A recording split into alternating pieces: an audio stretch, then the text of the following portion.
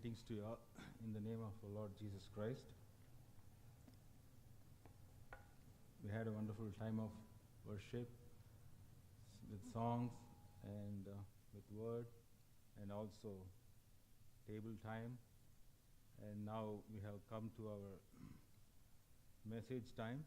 Let's open our Bibles to Galatians chapter 5.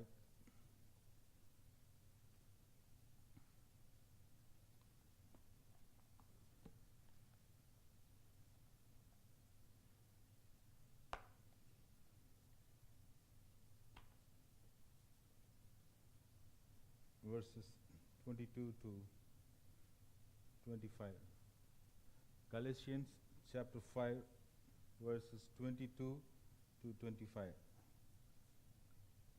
But the fruit of the Spirit is love, joy, peace, long-suffering, gentleness, goodness, faith, meekness, temperance.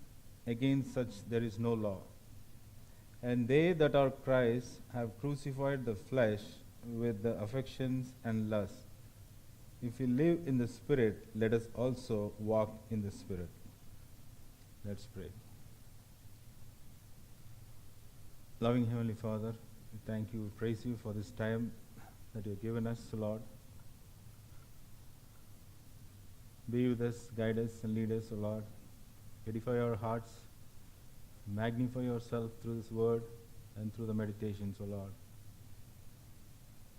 Give us a wonderful presence. In Jesus' mighty name, we pray and ask. Amen. Is my voice audible?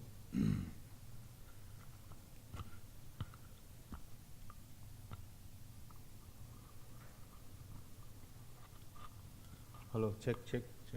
Hello, check.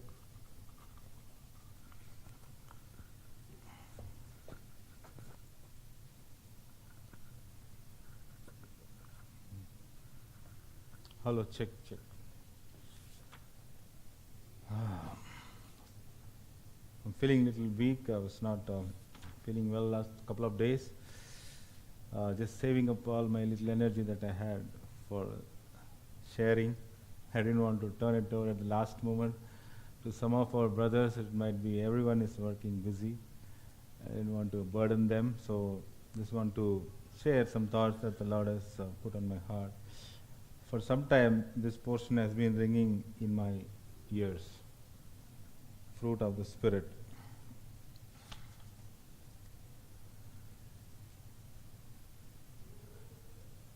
So the fruit of the Spirit that is talked about here in Galatians chapter 5, if you read the specific items of the fruit itself is called in singular. That means it's not called as fruits to be noted. It is the fruit, that is outcome or the result that shows up in a believer's life. That is meant by fruit. If you think of fruit, it might look slightly, can't imagine one fruit having so many flavors. But you think the outcome of a believer's life, what it need to be. The fruit is always the top part. It is opposite of seed. What goes inside is seed, and what is shown to the world is fruit. And that's what it talked about here. So the fruit, that means we cannot have some things and not other things. A fruit is a fruit. If you open a fruit, it has to contain everything, right? It can't contain only the flesh in one fruit and the seeds in another fruit. That's not how the fruits are grown. Every fruit is complete in itself, with all the taste and all the flesh, all the seeds, everything. It's complete. With one fruit, you can generate another generation of plants. So, as a believer, in our believer's life, God is looking for this fruit of the Spirit, and it's enumerated in terms of 9 flavors, so to say, in this fruit. It should all taste together. That's why these are the characteristics of our God Himself. Our God characteristics of human interaction and his personal attributes. All those things are mandated here. And our God is not lacking in any one of those things. It's everything together all the time. He's not loving sometime more, but not having meekness, or not having temperance, or having more temperance and less joy. No. Everything is equal quantities, or so to speak, right? Everything is equal in our Lord. That's why our God is called Holy God. If you go to the Greek roots or the Hebrew roots of holiness, it comes from the word whole, W-H-O-L-E. Whole means whole, right? So, our God, when you say Holy God, normally we think of it as a sinless person. Yes, that is true. But it also gives the meaning that He is whole. Every characteristic mentioned here runs through Him. He is complete. And that kind of a character God wants to build in each one of our lives.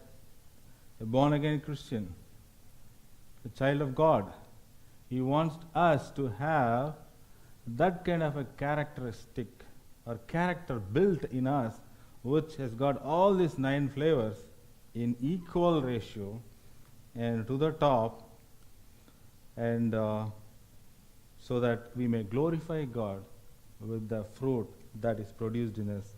Because the reason for this fruit coming is purely by the power of the indwelling Spirit in us.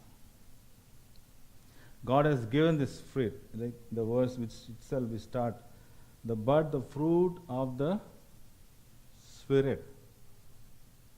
Spirit is God's Spirit. When the God's Spirit, so when does the God's Spirit come? It's only for born again children, only for those who are washed, redeemed by God, who are given this Holy Spirit as a gift. They are sealed with the gift of Holy Spirit. And when the Holy Spirit indwells in us, this character starts building, because the agent is the Spirit. Without that, these can never be built in our lives. You might say, we know many people who are not Christians, they are more loving, they're more joyful, peaceful, etc., etc. You can attribute all of these things to the people who are outside the kingdom of God. Still, may be true in a partial sense, but these terms are purely spiritual terms. These are not the terms that are used by the world or outside the world. For the lack of language, limitations of language, we are using the same words. But these are source for these things are supernatural, that is the Spirit of God. It is only for them. This what he's talking about. So once we receive God's Spirit in our lives, when we are born again, as days go by, as months, weeks, years roll by, this kind of character needs to be built up in each and everyone's life. And that is the desire of God. Right? So, and we have seen that verse in building the character of God in Romans chapter 8 and verse 29. You know that verse, right? If we can quickly look at that verse. Romans chapter 8 and verse 29. Can someone read that? For those whom He foreknew, He also predestined to be conformed to the image of His Son, in order that He might be the firstborn among many brothers. Thanks, brother. So here, please note this phrase, to be conformed to the image of His Son. So we are being conformed. Conformed means made or being made into the image of. If you see these molds, the factories, they make molds of so many objects, right? Before the mold is just a liquid that flows. whatever is it plastic or metal? It's all liquid metal that flows because of the high temperature, it just flows, no shape. But when it comes to a particular area, there is a mold there. And it goes through and it comes out, and the mold retains the shape of it, and they let it cool for some time, and then when they open it up, it comes as an object, whether it be a part of a car, part of an airplane, or whatever. It has got a shape now. So that is what conforming is. Our God is conforming us to a particular image, and that image is the image of Jesus Christ.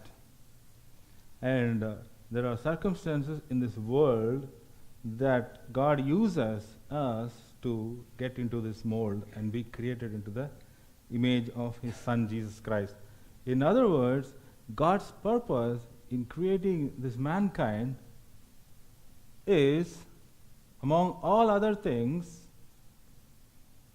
He predestinated. We saw it in Romans 8, right? He predestinated. That means He predestinated, means this is your destination, my child. This is where you need to be, or this is where your long-term goal is, to become like Christ. And nothing less, nothing less. We may be able to substitute that with many other things, but many other things as equal as they are, as important as they are. But eventually, the character that is built in us by the interaction of the Holy Spirit in us, when it brings out this fruit in us, more loving, more joyful, peaceful, long-suffering, gentleness, goodness, faith, meekness, temperance, and all these things need to be built up. That's the desire of God. And in John 15 it says, that way we ought to glorify God. Okay. But before we go into each one of them in little detail, I want to mention some common things about this fruit. As we said earlier, this is the result of purely divine intervention in our lives. Though the terms may look like similar to the world uses, but when we actually look at each of them, they are at a very high plane compared to what we normally think of in the world or in the dictionary definitions. It is done by a divine encounter. And it is done by the Spirit of God and through His Word. And let's read one verse in John 15, verse 5. John chapter 15, verse 5.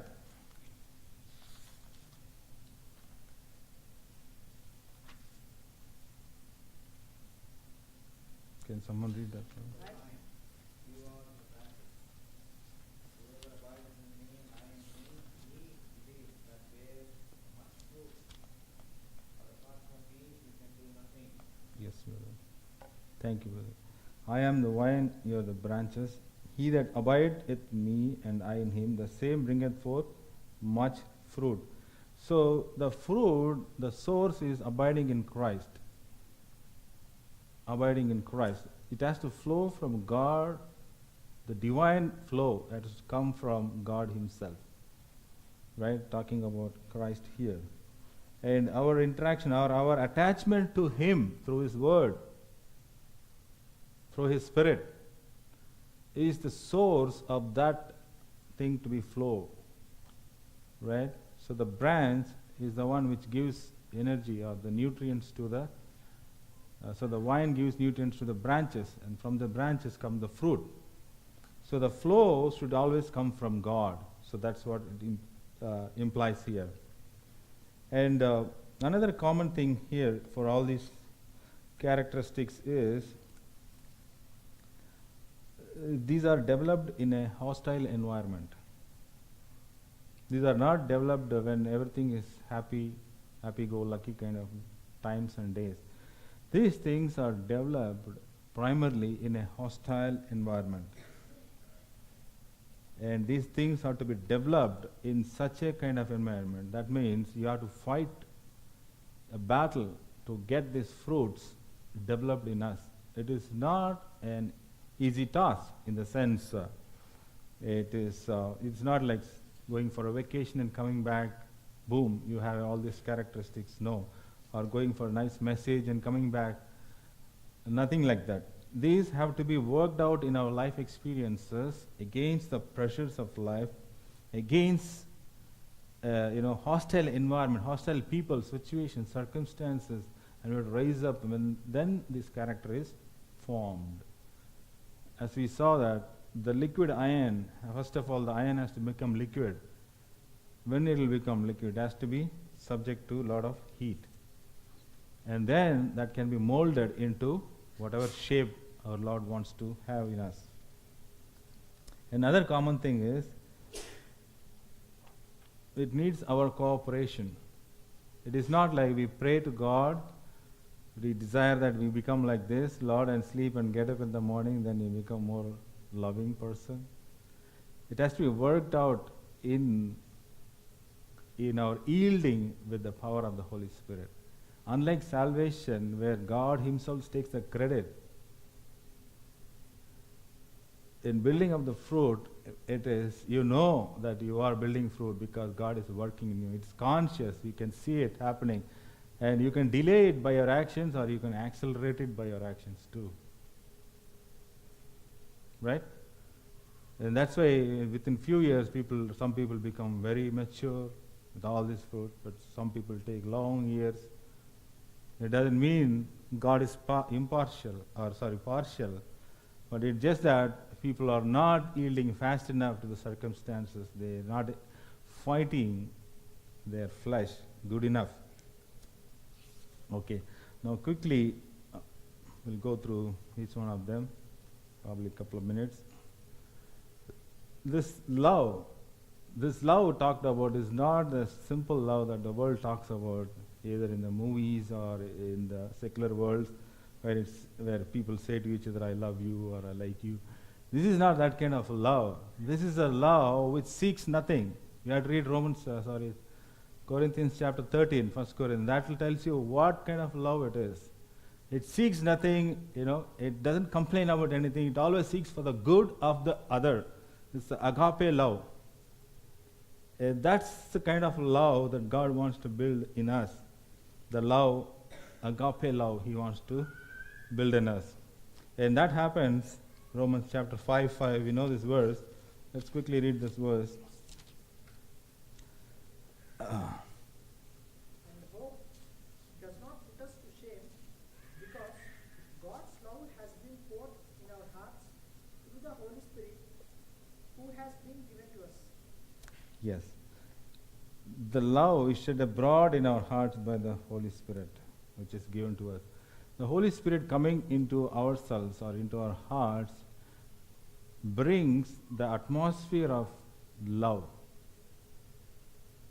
So, the atmosphere of love is brought by the presence of the Holy Spirit, because Holy Spirit is none else than God Himself, third person of the Trinity. And God is love. 1 John chapter 4, 16. Can someone read that? 1 John chapter 4, 16.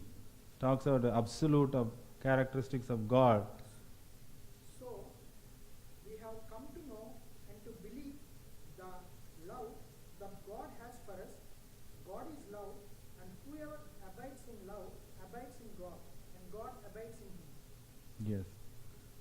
So, the origin of love is God Himself. Then whoever abides in Him will get that. And that we can pass on to somebody else. But this agape love is something that only God, imagine the whole creation, among all the billion galaxies everywhere, it is only God who has got this agape love in Him, and no one else. All have very shallow or very limited. It may be for some time, for a reason, you may love someone. Jesus said in Matthew 5:46, chapter 5, verse 46. For if you love those who love you, what reward do you have? Do not even the tax collectors do the same? Enough, brother. If you love those only who love you, or if you love show love to someone because that love is not going to get wasted. You get some return out of it in some form or other. That's the way maximum love is today.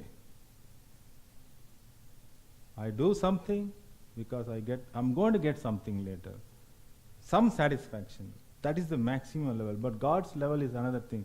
Love your enemies, God said. So that is the standard of God, is even to love. So that takes a divine life in us. That is why God is giving us this Spirit, Holy Spirit, and then demanding. God is such a good God. He did not put so wonderful or so deep commands in the Old Testament. He raised the bar in the New Testament. There is a reason for that. Because there is a Holy Spirit. In the New Testament, God is giving us this Holy Spirit. With this Spirit, we can do very great things. The characteristics of God Himself is going to be imparted into our lives day by day. Right? There are many illustrations that can be given here. There are many great men of God, those who believe in the separate baptism of the Holy Spirit. That's a different concept though. But when they get this experience, it seems even D.L. Moody, a great evangelist, and Finney, and many other people, if you see their testimonies in terms of when the baptism of Holy Spirit happened, they had this inner feeling of divine love coming into them. It seems once Moody was going, this experience happened to him on the road, and then he had to go into his friend's house and asked his friend, can you give me a room where I want to kneel down and pray to God and be in the presence of God? And the friend gave him that.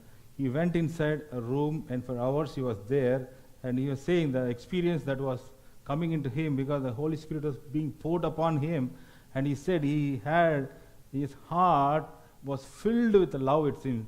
He thought of all loving things towards the whole mankind, and how he wants to, love everyone, and that feeling of giving away everything for every human in the world, that kind of the feeling or that kind of experience happened to D.L. Moody when the Holy Spirit was anointed upon him. And same experience there are many men of God who had given that thing. Even in our lives also, we can experience these things to some extent. Suddenly you don't know, sometimes, when you are praying for someone or when you're talking to someone, suddenly this feeling of love comes into our heart. And we want to just be with them, pray for them, and do anything for them so that they may come out of that situation. That's the spirit of love that builds up. There is no human reason for it. It is only the divine reason. That is the only reason. And that is the love which God had in Him, which made Him to come to this earth. God so loved the world, and you know the rest. And then He went to the cross. So next is joy. Joy is the fruit of the Spirit is joy. Joy, Peter talks about that in 1 Peter 1:8. Let's not read that, we'll come there. Let's go to Hebrews 12:2. Hebrews chapter 12, verse 2. The joy that Christ had.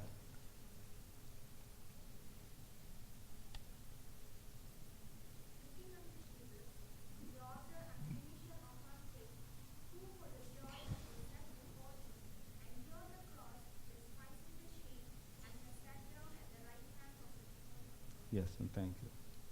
So this joy in the midst of trials, in the midst of suffering, is a divine quality. That's the joy that God is talking about.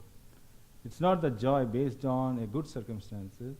It's a joy based on any circumstances, especially the circumstances which are very trying.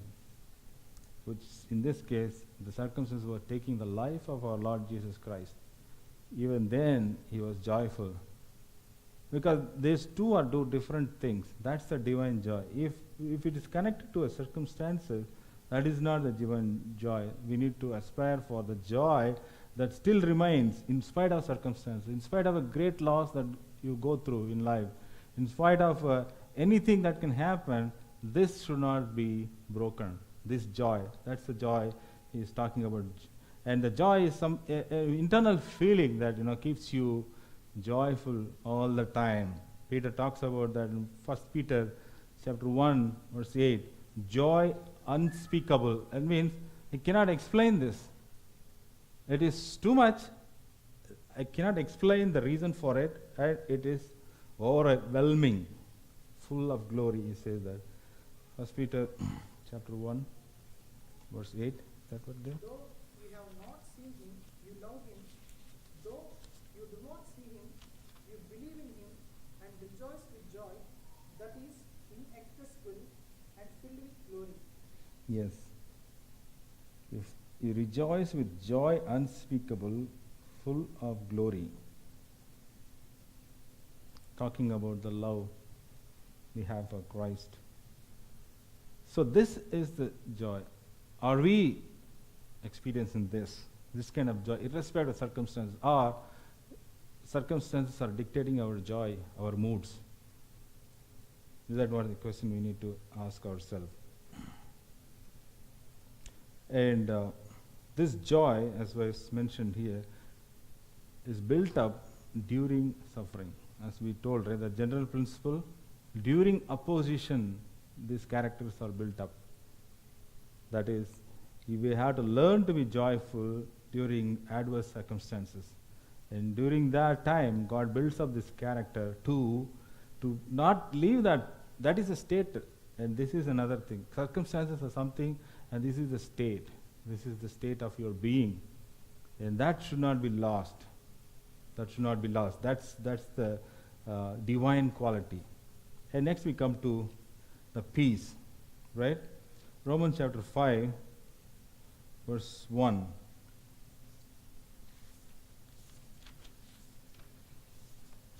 Therefore, since we have been justified by faith, we have peace with God through our Lord Jesus Christ.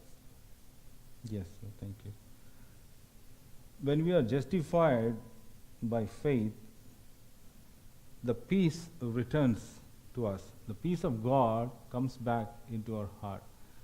Prior to that, there is no peace. A heart which is sinful or whose sins are not forgiven, sins are not covered by the blood of God, it remains. There is no peace in that heart. There is no peace in the heart. That we know that, because we all have experienced that. And not only that, the peace is lost even if our conscience is disturbed with sin, or sinful thoughts. And that also, blood of Jesus can cleanse us, as it talks about in Hebrews. And the peace is a divine quality or a divine attribute that God gives us from heaven directly through the medium of the Holy Spirit. Whatever can happen in our life, we will not lose the peace. If you remember the story of Jesus Christ and his disciples, they were traveling in a boat, and suddenly there was a great storm, and the boat was being tossed left and right and about to be, overturned. All the disciples were disturbed and lost their peace. But there was only one person who was peacefully lying down there, sleeping, he says. Was he not aware of it? He has got everything under his control. So that's the peace the divine peace that God is expecting us to show in situations. Yes, situations may be trying, but we should not be disturbed in such a way that the disciples were disturbed and started disturbing God also. Don't you care that we are dying, etc., etc.? Philippians chapter 4, verse 7. Philippians chapter 4, verse 7.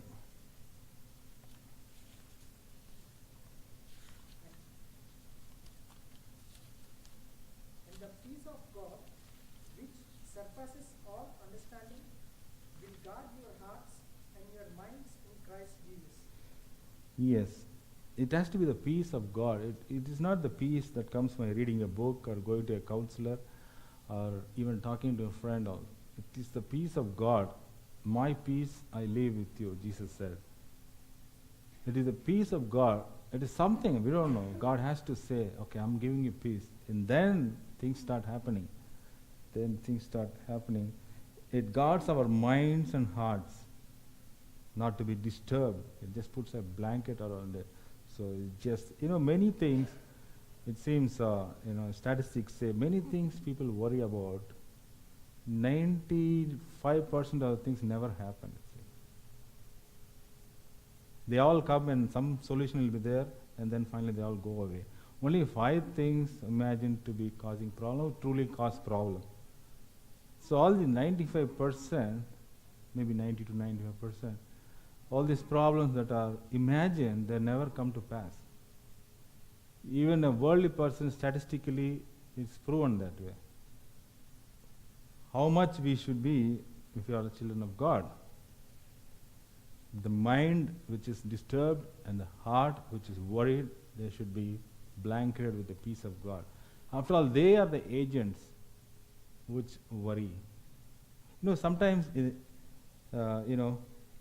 might get a bad news from a doctor saying, hey, we saw your reports. So and so, I think we need to talk. There's a problem with you. Come over. And that itself, this guy will go. Half the heart will sink down. And the doctor says, okay, bad news for you, you have this thing, some problem, and it's very terminal, and so on. So in that situation, yes, I was there in this kind of situation where I couldn't come up for a long time. But I learned when I was comforted with the Word of God, and I experienced this kind of thing coming over me for a while. And when I start again looking back at those things, then it started to really shake me up. Then I came back. And like that, I have an experience in myself, and of course, many of you must be having those things, that if we shift our focus onto God, who has got everything under control, He can calm the storm. Right? The next fruit of the Spirit is long suffering. Long suffering is patiently remaining patient in spite of the aggravations of life. Remain patient. So mostly this is in reference to how you deal with people. How you deal with people directly, because sometimes the people take you for a ride and you get angry with people and you want something to be immediately solved. And those kind of things, though we know it is right, but still to execute that right judgment, you have to wait for a certain time. Just like God. God knows He is giving us time because of His long suffering for people to repent. If He thinks enough is enough, one day, fine, everyone in that place who are not on His side are going to be, driven away into eternity of lostness. But God, though He has all the right to pass judgment, all the right to, say enough is enough, but still say, okay, let me give him some more time or some more opportunity.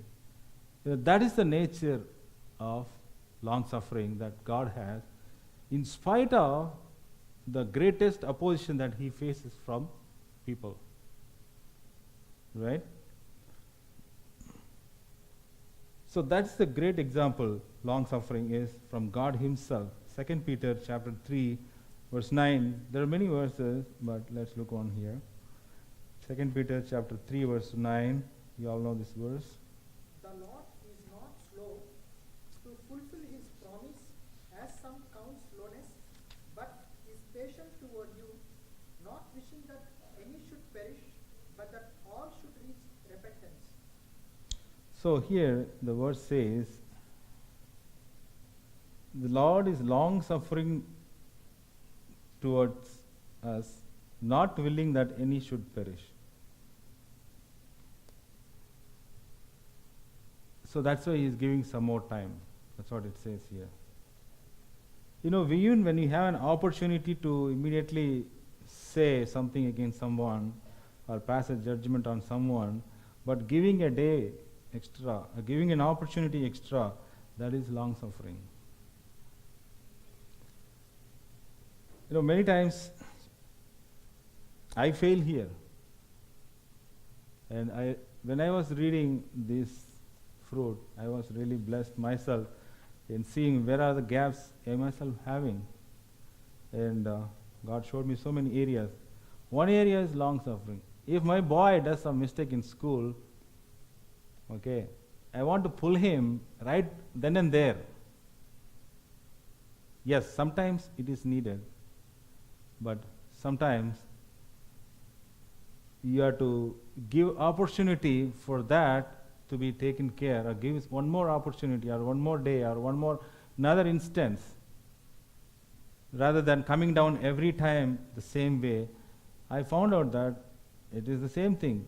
When I come down every time same thing, the same thing gets repeated. But if I leave him, and he knows that I leave him for a purpose, next time he really feels very bad to do the same thing. You know, so that is why this quality brings about a repentance in people. Brings about a repentance.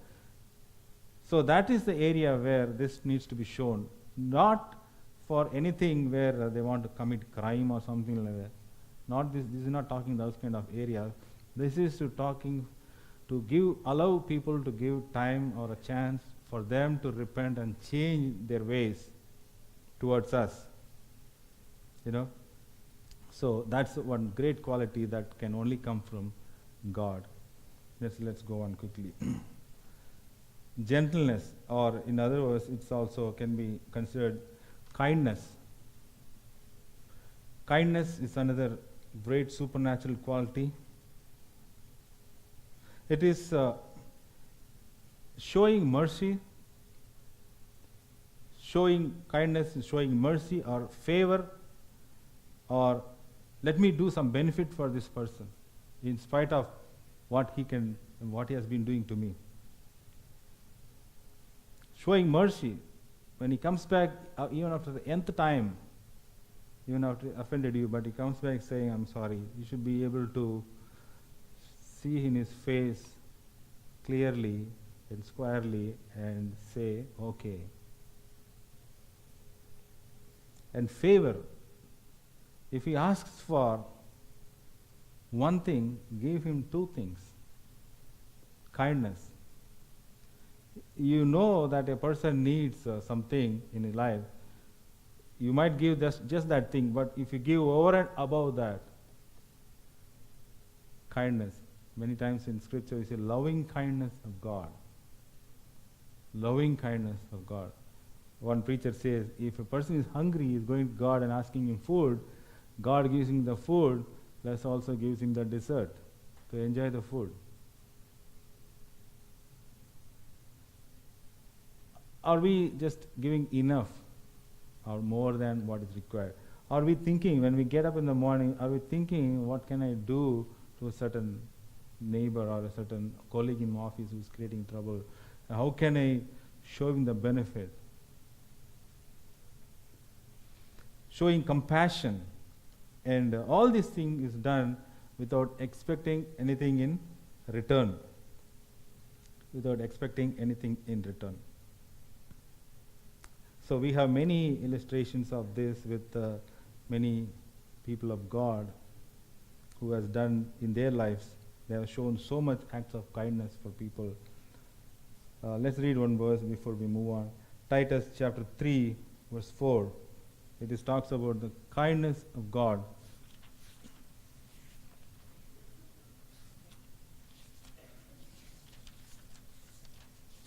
But when the goodness and loving kindness of God, our Savior, appeared,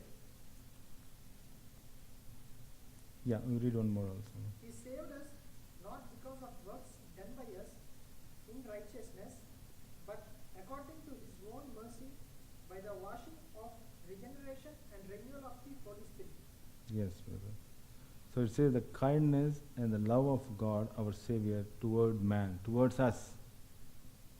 It appeared in the form of Christ.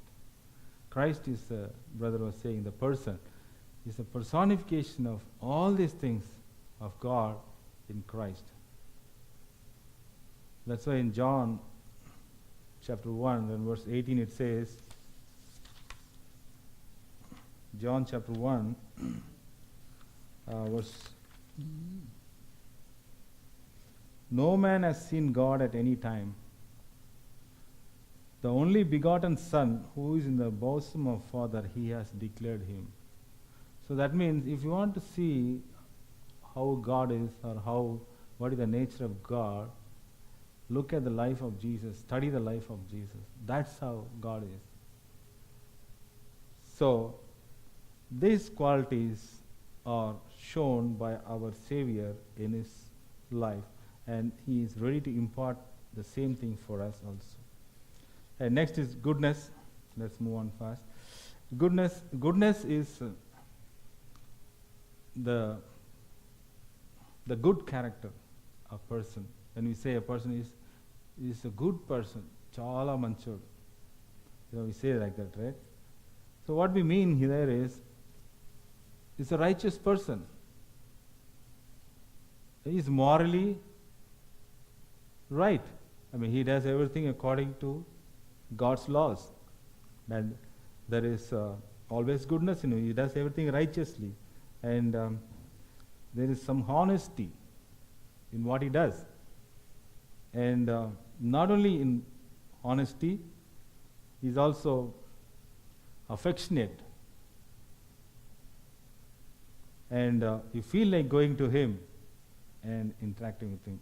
A person can be righteous, at the same time, it may be unapproachable also. There are many people like that. In his life, is everything fine, perfect. But if you go to him, sir, I have a problem, he might shout at you. Because of the sin in you. Yes, he has got every right to do that. But that's not goodness. Goodness is affection also should be mixed with that, showing righteousness. Affection. So it is the life of our God. It is the life of our God. And that's why in Romans chapter 11 and verse 22 it talks about the goodness of God. Romans chapter 11.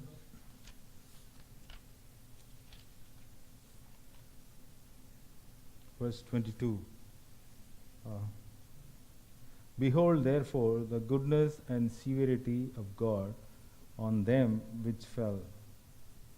Severity, but toward thee goodness, on them which fell severity, but towards thee goodness, if thou continue in his goodness, otherwise thou also shalt be cut off.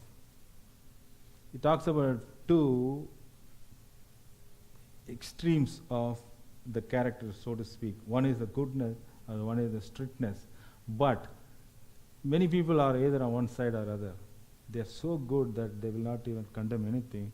They are so severe, they will not show any goodness.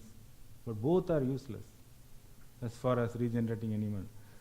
This thing to work together in God is severe, at the same time is good, approachable, lovable. And people who want run to him to get themselves cleansed.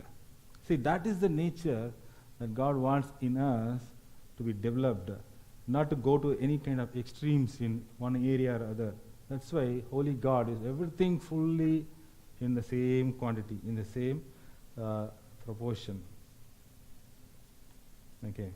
So next, faith, or actually the true word is faithfulness, because we're not talking about the saving faith here.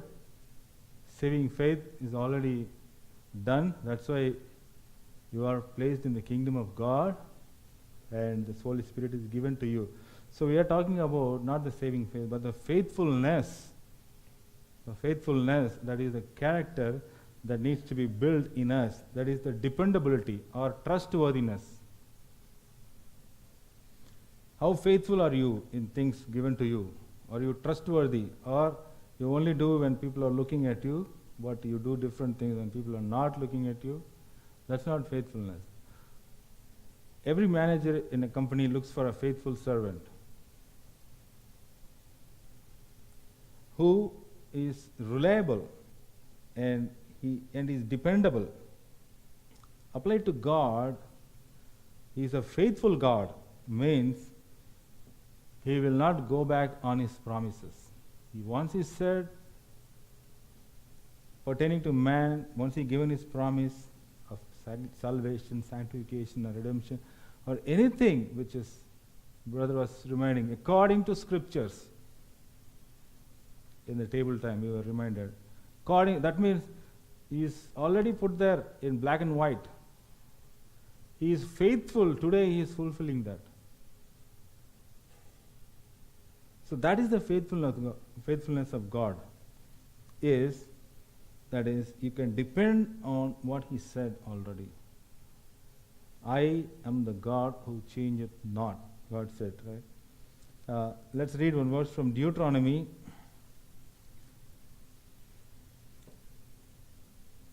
Chapter 7, verse 9. Therefore, know that the Lord your God, He is God, the faithful God who keeps covenant and mercy for 1,000 generations with those who love Him and keep His commandments. Yes. A faithful God who will keep His commandments and will fulfill to those who are faithful to Him.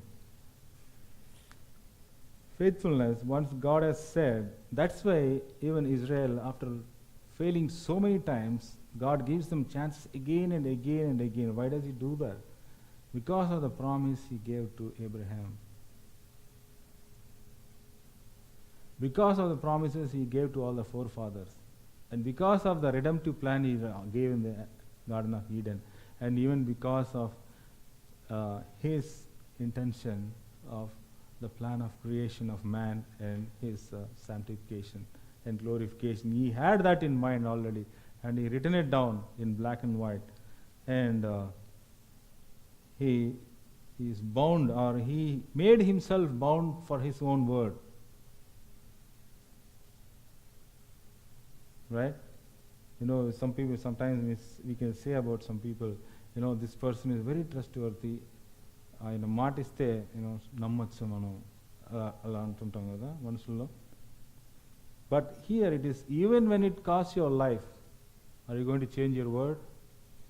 That's what is our God. We have to come to that level.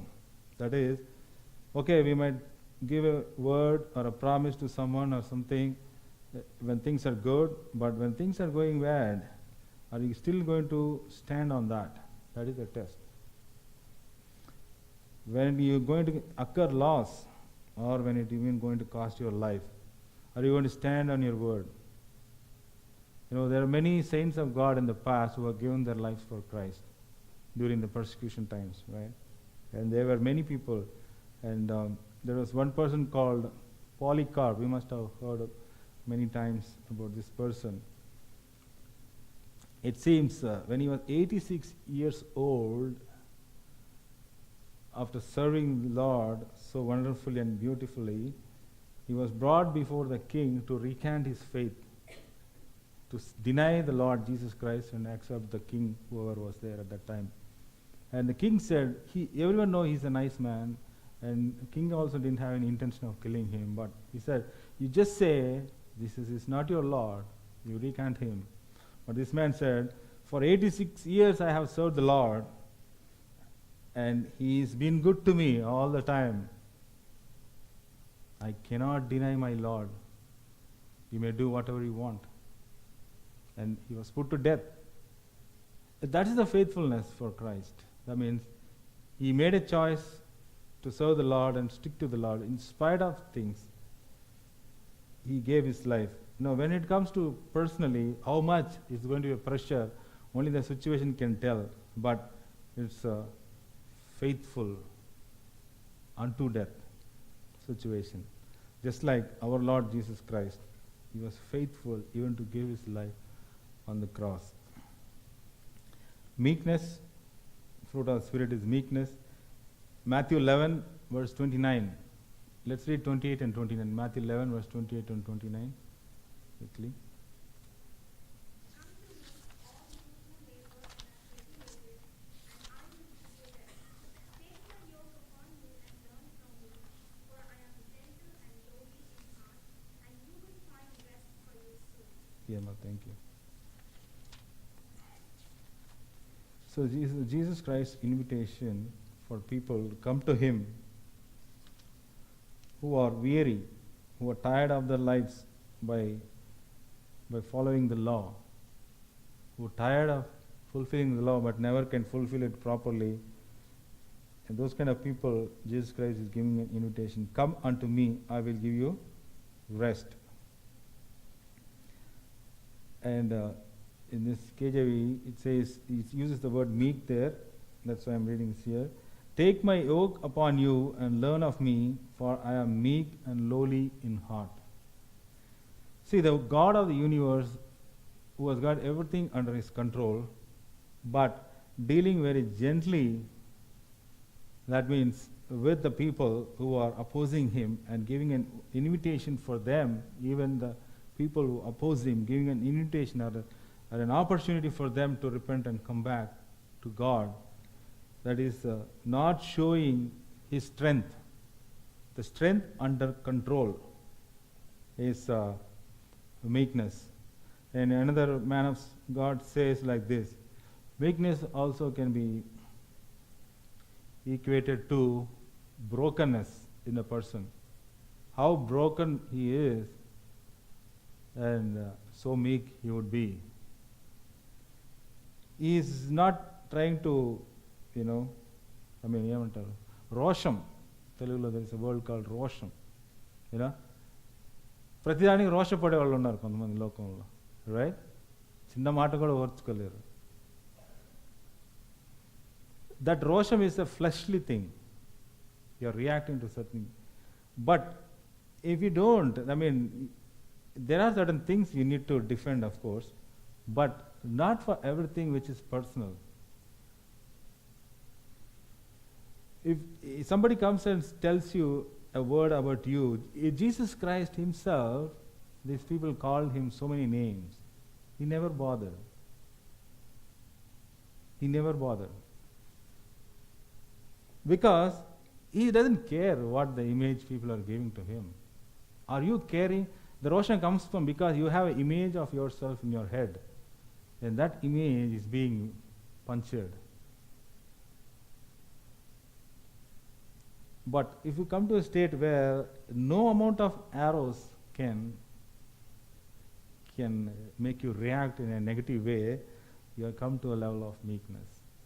It's also called, it's like a wild horse being tamed. The wild horse is not easily tameable, right? But once it is tamed, it just listens to its master. Master's instruction is the instruction for it to go, and not anywhere else. So that is meekness. So when we come under the influence of the Spirit of God, God is expecting us to develop this quality called meekness, not self-asserting. It's not my kingdom or my family or myself, but anything affects here, like Job said, nothing have I brought into the world, nothing I'm going to take it out of the world. So that kind of attitude we should come. So that comes because we don't carry so much weight upon our head.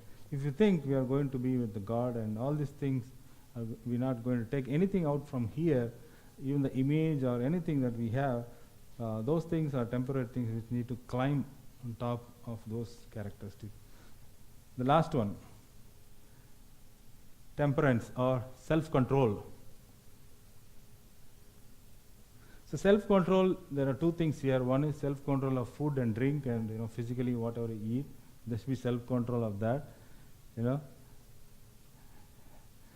You go, you are just you're going across a road and you smell nice biryani coming from the hotel. You'll say, let's stop here, man. Let's go inside. And okay, you have that, and go a little further and you get another smell. Stop there.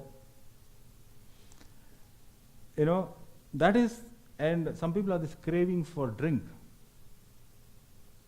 For the drink. A drink and a pair cheppagale, oh, party, the thing in lopalanchi, the separate, thing will start. That kind of, some happiness, some joy, all those things, party spirit, it starts. ఎవరైనా చెప్పడం ఆలస్యం, క్లాసులు మర్చిపోతారు, family responsible మర్చిపోతారు, ఇప్పుడే వస్తామని చెప్పి, okay, go and then. I used to be like that in my college days. When I look back, I'm really ashamed of those things, but still I get temptations through other friends, my old friends, who think still I am the same thing. Sometimes they call me and they say, hey, why don't we meet in the evening somewhere? I said, what's going on? Then they'll say, and then I'll say, no man, that's not what I am now. I'm different now, and I'm telling as much briefly as possible on the phone, and they'll start teasing. They'll start teasing, and then once it happened, they start teasing, then they went without me. In the middle of the night, they called me on the phone. They called me on the phone, and all the friends started talking jokes about me. They were reminding me the things that I used to do in those days, and all those dialogues and all those things they used to. Do you remember this? Do you remember this? And I thought, oh, this is too much. I said, okay, guys, I think this is getting too much. I'll talk to you guys tomorrow. And then I had to put down the phone. This happened even from India. You guys combined somewhere in India. So, that what I'm trying to say is, when some friend says, okay, let's do this, and that thing comes, you should be able to, not only for those kind of drink or anything, for food, everything there should be a moderate, temperate, appetite in us. We should be able to say enough is enough at any point of time. That is one thing. And another higher angle is control of our, attributes, characters like, anger. That's one main thing, anger. So control of anger is something which is very much required. This is one area also I fail many times. And every time I had to come back to God and, ask for Him to give a fresh power from Him. And then He equips me. After some time, I get control of it. But this is the weak area that I fall very often. And when I go through all these things and look at people, I realize that every person has got one or two weak areas where they fall very easily compared to other areas. And this is one area of mine. For some people, lust could be, some people money could be a weak area. For some people, sports could be a weak area. For some people, so many things. And that is the thing Satan uses to draw our attention or to disturb us. I have noticed this many times. He will provoke people against me so that I get angry. He knows that is my weakness. He knows that is where I will fall. He will not tempt me with food and drink. He knows this guy will not fall for this. But he will tempt you where you are weak. Just notice yourself carefully where you are going again and again. Satan is so wise. He is crafty, and he is out to, roams around like a roaring lion, seeking who he may devour. That's the thing. Okay. So, let's read this last verse about anger. Proverbs chapter 16, verse 32.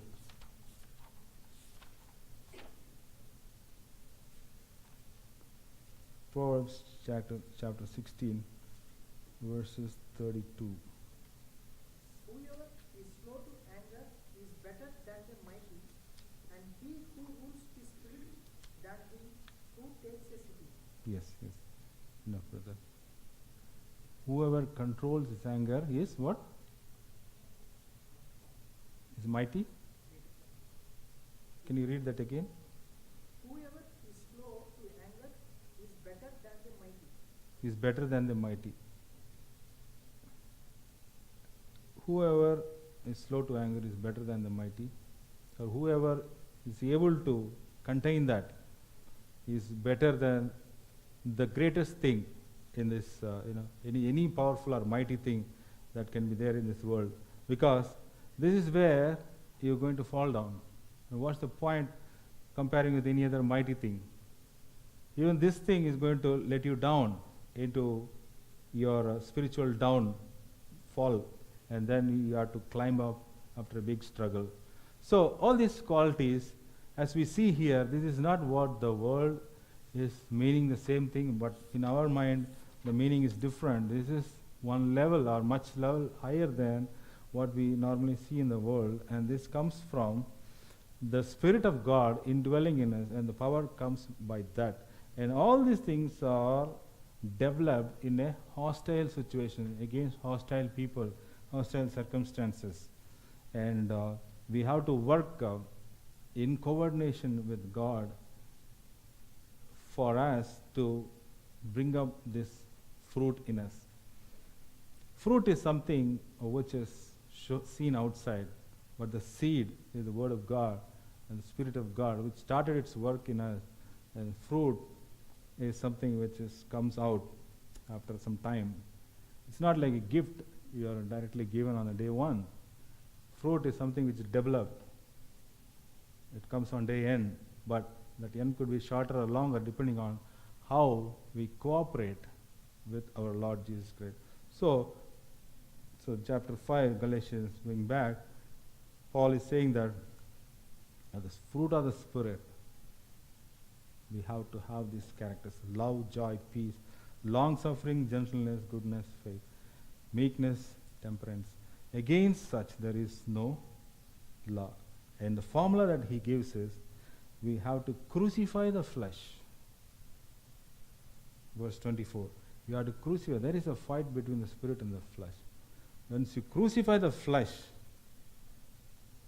and live by the Spirit, or be led by the Spirit, then these characters will be developed in us. And that's what the scripture shows here. Is we have the Spirit in us, and let's make use of the presence of God in our lives to bring about this fruit in us. May the Lord bless this portion. Let's pray. Our loving Heavenly Father, we thank you for this time that you've given us, O Lord, to meditate upon this fruit of the Spirit. O Lord, thank you for this encouragement that you've given us, given me and all, O Lord.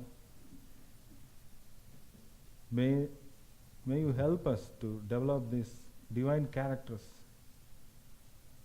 in us, O Lord, as we get transformed into the image of Christ.